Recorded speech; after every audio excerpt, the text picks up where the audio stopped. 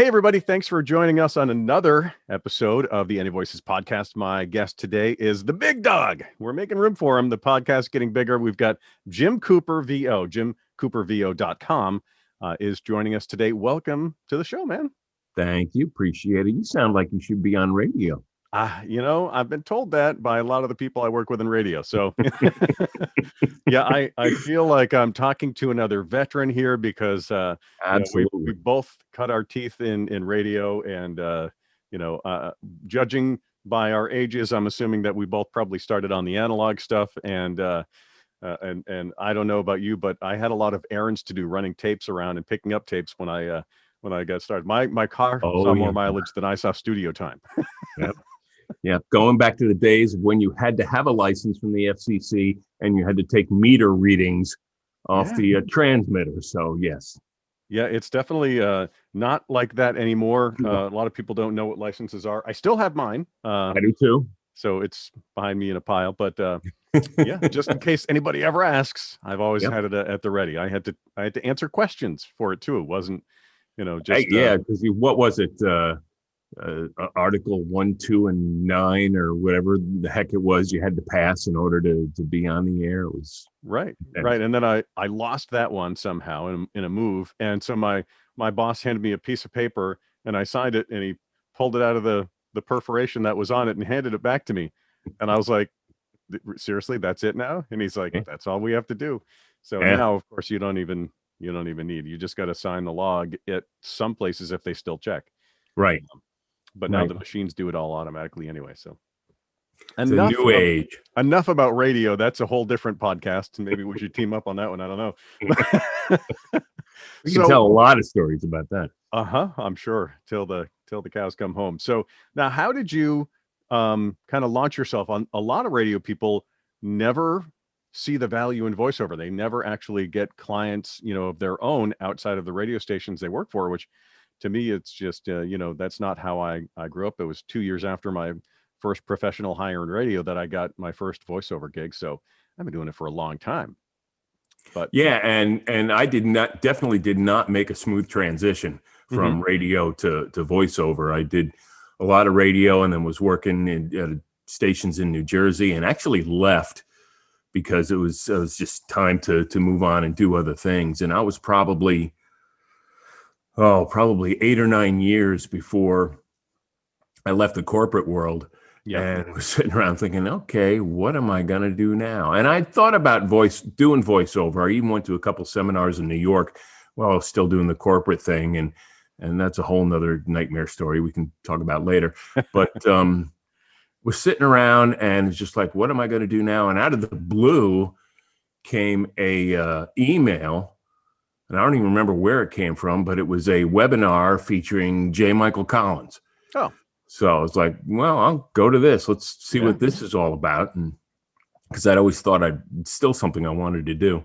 Right. And listened to what he had to say. And I contacted him after the webinar. And I was like, what do you think? He's like, well, let's check it out. And we did the usual meet thing. And he's like, yeah, I think we could work with this. So that got me started down the road of auditioning and that kind of thing. Did a lot of coaching with J. Michael. He did my first couple demos, and from there on it moved forward.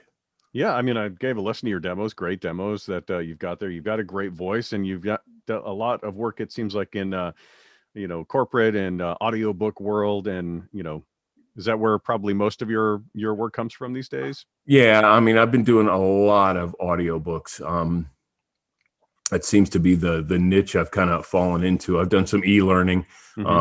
And so that's another piece in corporate stuff because of, I come from the corporate world, so I'm able to speak that game, very, very plainly. But the bulk of what I do these days, is audiobooks. And I've done some really good books that I'm really proud of doing.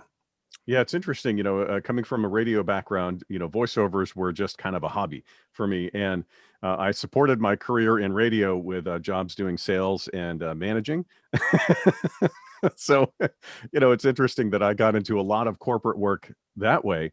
Commercial work for me, obviously, it's great when it happens, because usually the payout is big, the timelines are short, and right. the work could be great in that respect. But yeah, my bread and butter, my regular work comes out of the corporate world. I did e-learning, for companies. I've done phone systems for huge companies, which is, another great line of work that's out there. But did anyone try to sway you? Did you get like bad advice of like don't do that when you started, kind of going over this down this road of voiceover? The one big thing that I had to work hard to correct, and I worked on it with Jay Michael and also worked on it with Allison Steele, who I've done some coaching with, Mm-hmm. um, is to leave the radio behind. Right. Yeah, because my approach to everything was announcing. Yeah. And I mentioned before, I did a seminar long before I got hooked up with Jay Michael in New York, and went to this thing, and it was an agent was holding it in the city, and there were about 20 people in the room, and everyone got a piece of copy and had to come up and read it. And at that, she gave me a piece of copy that was Home Depot. Okay. And at that time, Gene Hackman was doing all the Home Depot commercials. So I got up and tried to pretend to be Gene Hackman. Right. Emulate. Yeah. And I did it twice. And she looked at me and goes, "You're in radio, aren't you?" And I was like, "Yeah." She's like, "We don't want announcers. We want actors. Sit down." So I was like, "Oh, well, that was completely ego crushing." Yep. But she was right. That is exactly what they were looking for. So I had to work. The first couple of years was a lot of work to get past the announcing and get more conversational. Yeah, the thing that I found helped me out the most, coming from the radio background where you've got the headphones on, and it was taking the headphones off. Yes. And that was just an immediate transformation, and it was just kind of by chance. I think like one of my ears was bothering me.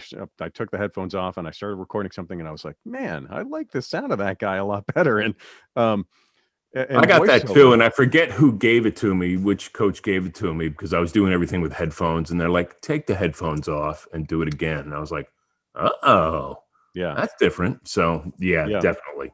Yeah, it was really nice. I started working with a producer, and she didn't have to, but she started coaching me, and would be in the booth together. So it's just a large booth. They Right. had the interface was all there but the computer was outside of it. So basically, something like what a whisper room is, except industrial. I mean, it looks like industrial and huge. So there was plenty of room for all of us and the equipment, and she just started, coaching me and teaching me things, like how to do things line by line, and how to, Right.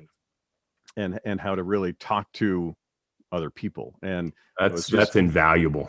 it was just, yeah. I mean, I thank her all the time. Her name is Thea, um, and she is an author, Thea Dion, and or sorry, no, that's her previous name, Thea Lewis.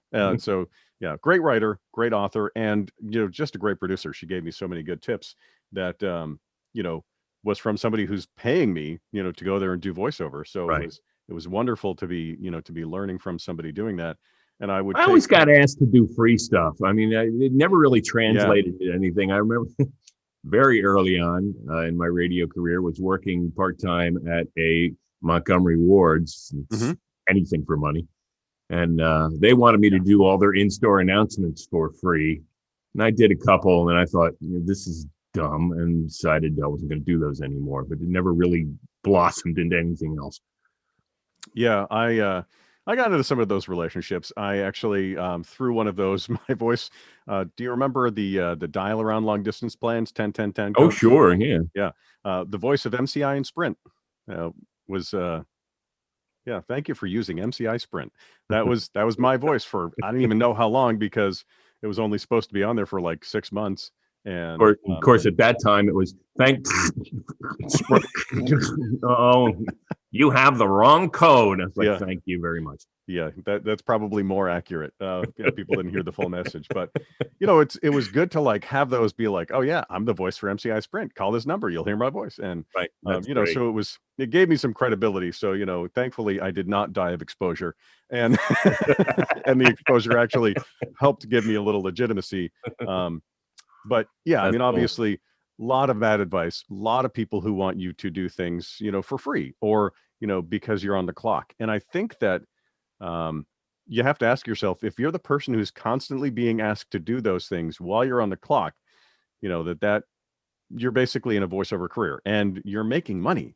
So do it for other companies. Like, just don't do And it on your company side. that's probably the biggest eye-opening thing that I had to deal with coming into this business, is Yeah. that it is a business. Right. You're running a business. You're not coming in here to, record commercials and go on your merry way. If you want to make this work, you've got to treat it as a business, or else it's just not going to go anywhere.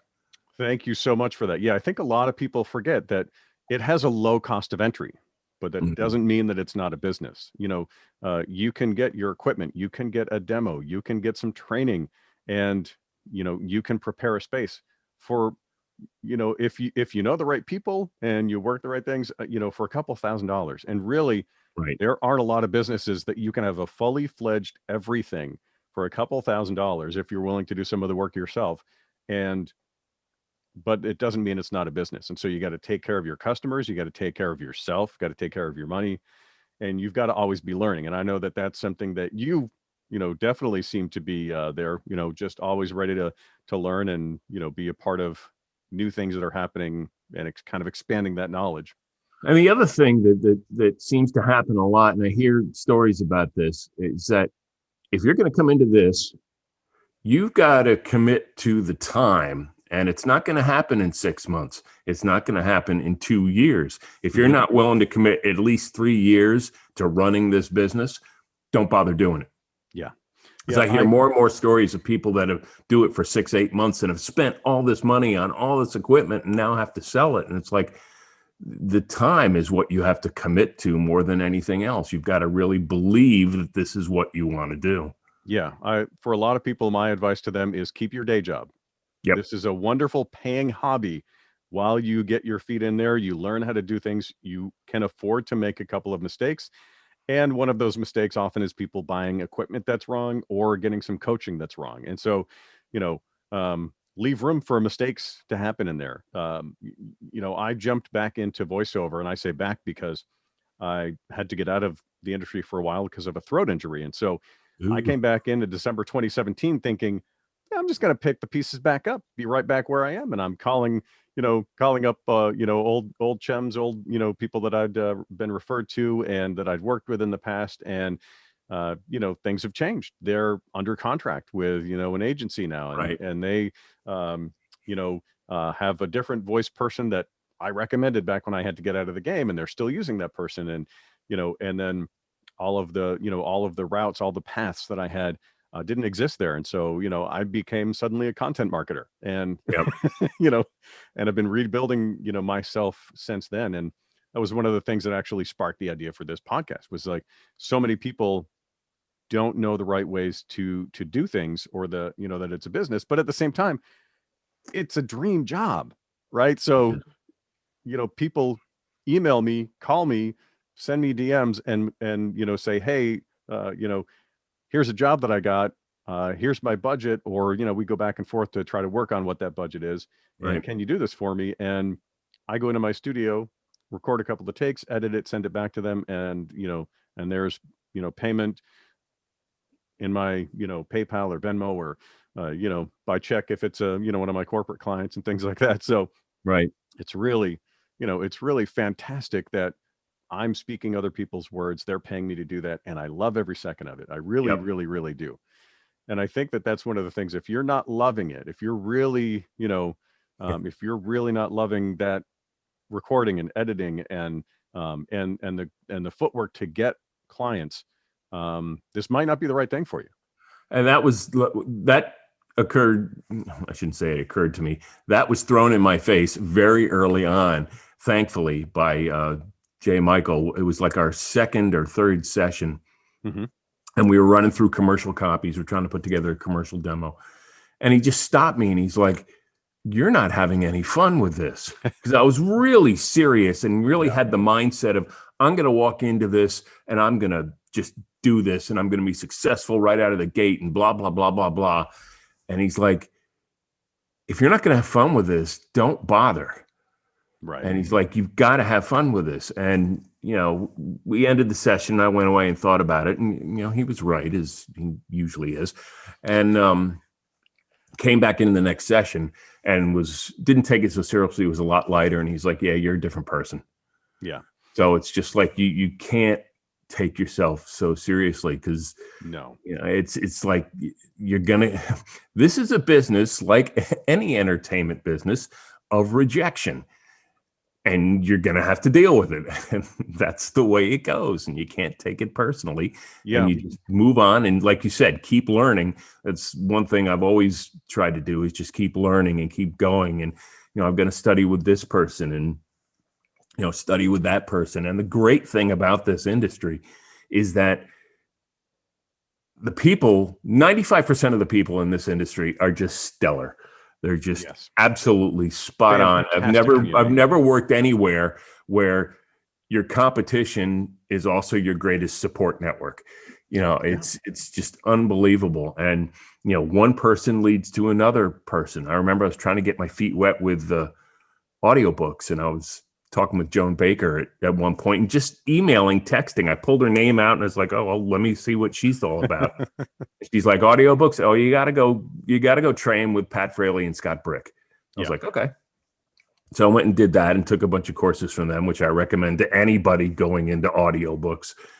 And I met Joan in person about a year later, pre-pandemic. And she was like, Jim, how you doing? And I'm like, how do you even remember me? I mean, we emailed a couple times, and it's like, it's such a people business. It really is. Everyone here that I've met is just so stellar and so supportive that if you're willing to do the time, you're going to go. Yeah. Yeah. I have definitely taken advantage of people. And I say this all the time, like, reach out, comment, like, AnyVoices. I want to hear from you. Like, that's the whole point of this, is, building a community for those people who aren't part of one. Right. Like, I've been in this for a while. I know a lot of people, and I'm happy to connect people, because, like you said, it's a great community. Your biggest competitor can be one of your biggest friends. I mean, some of the people literally that are on my regular list of people that I want to call and talk to are the people that I'm auditioning against for a number of jobs. Sure. And that's great, because I know they're great people, and whoever wins, any of us is going to deserve it. And that's a fantastic feeling. It's a really great feeling. Right. To know that you're working with really good people, and that we've got an ever-growing community, and that we've got great advice and things to share. So I love that aspect of this industry. Now, it doesn't mean obviously you have to enjoy every second. There could be things, like going through my checking account and making sure that everything's balanced out. It's not my favorite thing to do, but it isn't for most people, because it's usually not a fun experience. Right. Sometimes some months it's much more fun than others. My October through December turned around, and it was that was a very gratifying to see those charts, go up, just going up, and to see them continue to go up from there, for the beginning of this year has been fantastic as well. So I'm pleased as punch. But it like many things in life, you ebb and flow, and you work through it. And having that great community to be like, hey, are you seeing things change? Are you seeing things transition? Right. Where are you getting things now? One of the wonderful things, honestly, about the changes that have happened in this industry is I used to hear no from a lot of people. And, you said it's an industry of rejection. Nowadays, most of that rejection is silent. I throw something off into the ether, and I rarely hear back. I'll hear back sometimes feedback of like, hey, we loved what you did with that. The client wanted to go in a different direction, but we're going to put your name down in a short list of people, because I mean, in our eyes, in our ears, you nailed that. And we love what you did. And so those are the kind of feedback which, it's not to say that this is all about ego boosting, but it's nice to have. It's nice to have one. And I don't get deflated as much as I did years ago when I started. Right. And that kind of feedback is tremendous to get. I agree with you. But if you're coming into this business, that feedback is few and far between. It really is. 90% of the time, you're not going to hear a thing. Yep. You see comments on social media all the time. How can I get feedback on my auditions and blah, blah, blah, blah, blah. And I always tell people, go on YouTube, search for Bryan Cranston, who was in Breaking Bad, and Yep. he has like a 2-minute clip that talks about how much better his business and how much more successful he became once he stopped worrying about his auditions. Right. He got you train for your craft, you go in and do the best you can, and That's you it. let it go. Yep. Just move on to it. the next thing. Leave it. The nice thing is that I have files. So when I send something to somebody, that file is with me. And if that client comes back, I go over, I'm like, what did I do? Right. What are the couple of takes that I did for that sound like? Listen back to them. So if I get the job, I've got it there. And then the great thing is, I can rewrite that and re-record that as part of a demo if I, really liked what I Right. did on that, and the energy or the read or the the depth that I put into that. So all of that is good. Keep it. It's a nice file to have.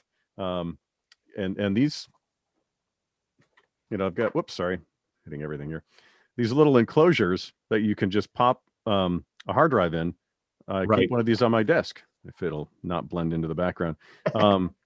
And so I just pick up when SSDs go on sale. I'll just pick one up.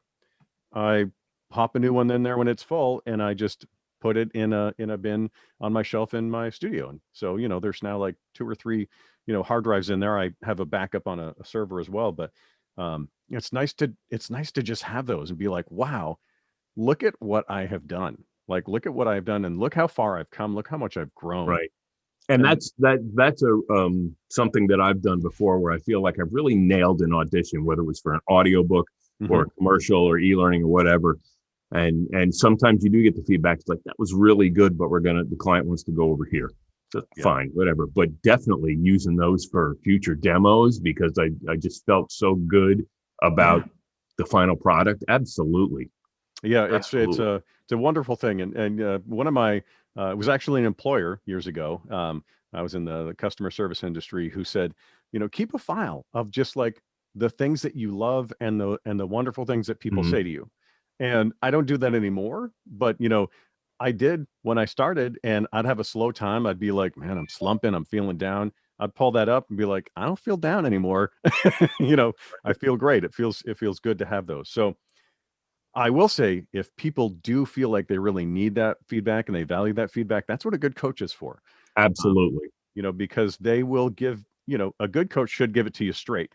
And after you've worked with them for a while, it should be mostly good news. And then they'll give you a little constructive criticism, like, here's how to do better. Or, maybe even the best news ever, like, look, you've got everything that I can offer. You're doing great. You're doing fantastic. You're doing all the right things.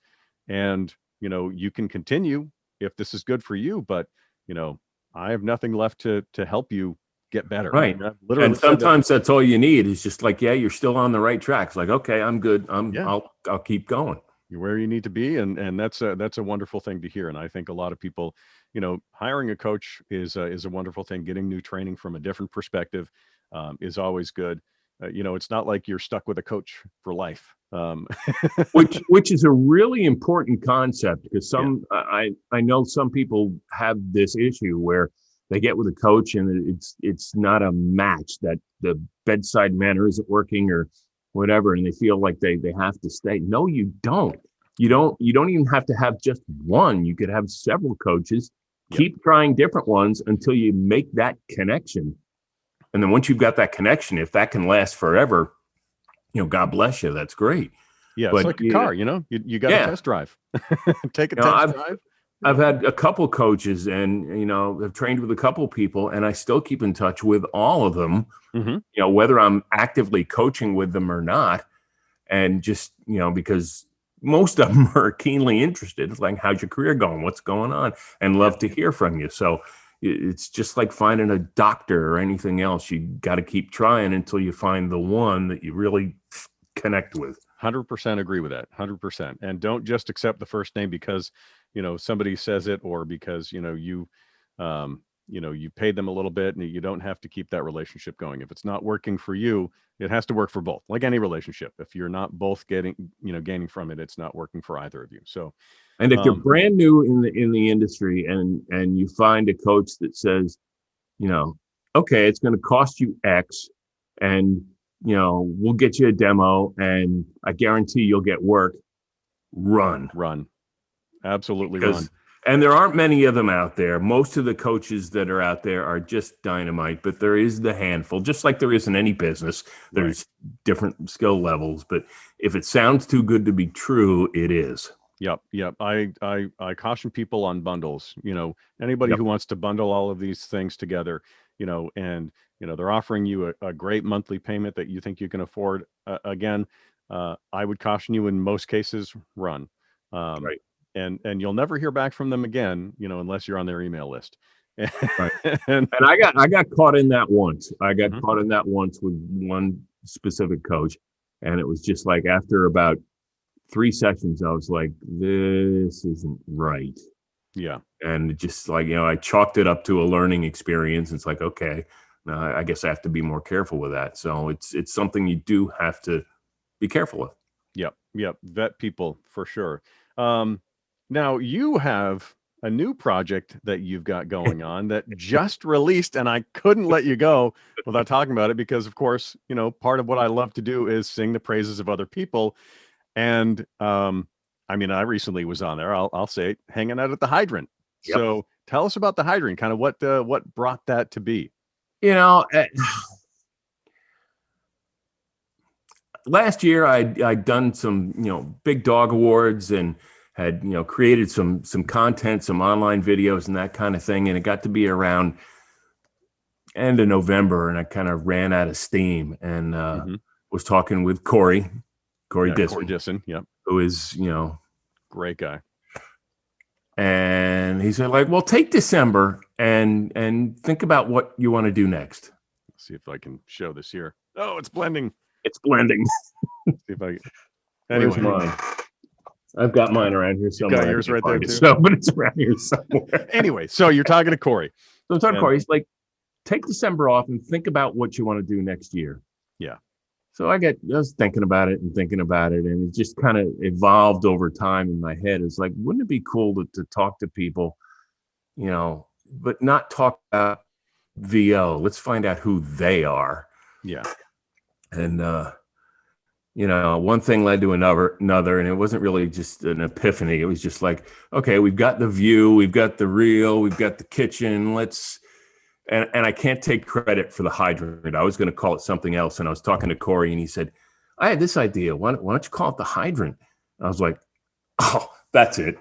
That's it right there. Yeah. That's it. Yeah. And big dog, you gotta hang out at the Hydrant. And we came up with the usual rude, taglines of, leave your mark at the Hydrant, get a leg up at the Hydrant, thinking of, that kind of thing. But decided, okay, and why not do a inside the actor studio kind of thing where you're just asking them really strange questions to, let them talk about themselves. And then we do talk a little bit about, coming into the VO world.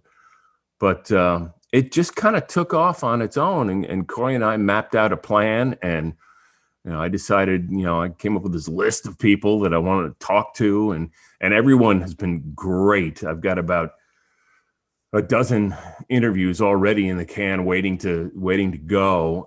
Yours, nice. Of course, being one of them. That's great. And it's just fun. I'm having such a good time doing it, and the response has been great.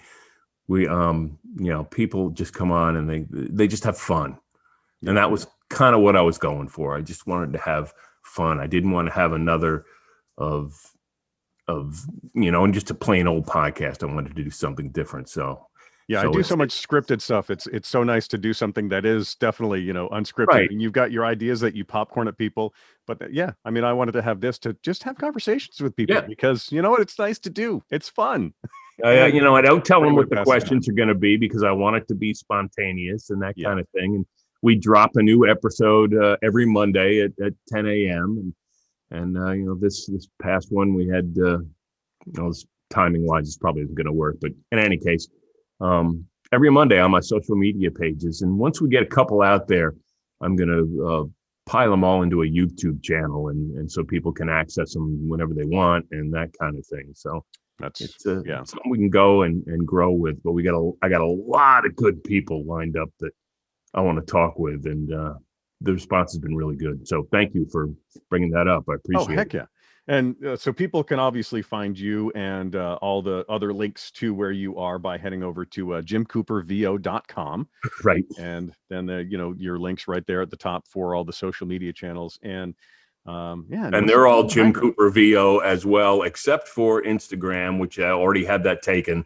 And I think at Instagram, I'm on your VO Big Dog. So, well, there you go. Yeah, it's hard to get that name on all of them. I mean, with AnyVoices, there's a couple out there, and so I just had to, put AnyVoices.ig for my Instagram, right. .fb for Facebook, and any. It took me a long time to figure out what that was. Being mentally challenged, I was like, IG. What, AnyVoices IG? What's IG? And I was like, oh, Instagram. Instagram, yeah. Go ahead. Okay. Well, it just made it easy for me to keep track of too, So right. it just gives you a hint as to how my brain works. Well, Jim, this has been fantastic. I definitely appreciate you coming on here, sharing your perspective on this world. I mean, do you have any nuggets of wisdom to throw out there to people other than what you've already shared, which has been, I think, great? Yeah, if you want to come into this business, great. You're going to meet a lot of good people. Just be prepared to work, and you're going to work hard. It's not a, I see all those things. Oh, go make money.